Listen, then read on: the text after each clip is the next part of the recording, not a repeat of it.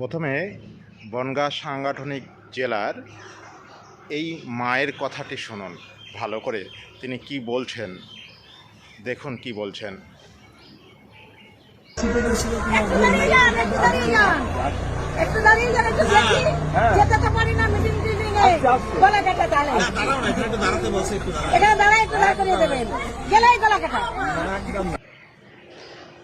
দেখলেন মা কি বলছেন। এই পশ্চিমবঙ্গে বিজেপির পরিবর্তন যাত্রা চলছে।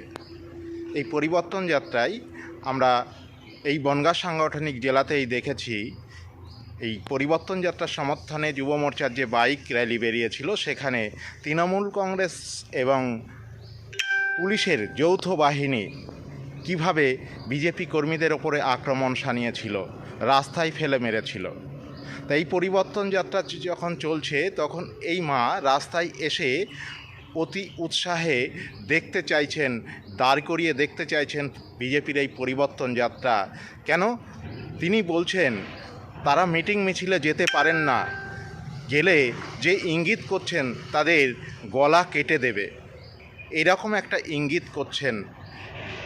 অর্থাৎ পশ্চিমবঙ্গ জুড়ে যে সন্ত্রাস এবং ভয়ের শাসন কায়েম করেছে, এই জঙ্গলরাজ কায়েম করেছে পশ্চিমবঙ্গে এই তৃণমূল কংগ্রেস, সেটা বড় প্রমাণ এই মায়ের কথা। মা পরিষ্কার বলে দিলেন যে তাদের ওখানে কি চলে, কেন তারা বিজেপির মিটিং মিছিলে যেতে পারেন না, বাড়ির থেকে বেরোতে পারেন না, কিন্তু বাড়ির কাছে এসছে তাই একবার চোখের দেখা দেখতে চান এই বিজেপির পরিবর্তন যাত্রা কেমন চলছে। তাই বিজেপি কর্মীদের কাছে অনুরোধ করছেন এই পরিবর্তন যাত্রা র্যালিটিকে দাঁড় করাবার জন্য, যাতে তারা দু চোখ ভরে দেখতে পারেন। তার কথা থেকেই পরিষ্কার সেখানে কী ধরনের সন্ত্রাস কায়েম করে রেখেছে শাসক তৃণমূল কংগ্রেস, এবং পুলিশ তো সাথে রয়েছেই। তার প্রমাণ আমরা এই বনগাঁ সাংগঠনিক জেলাতেই দেখেছি।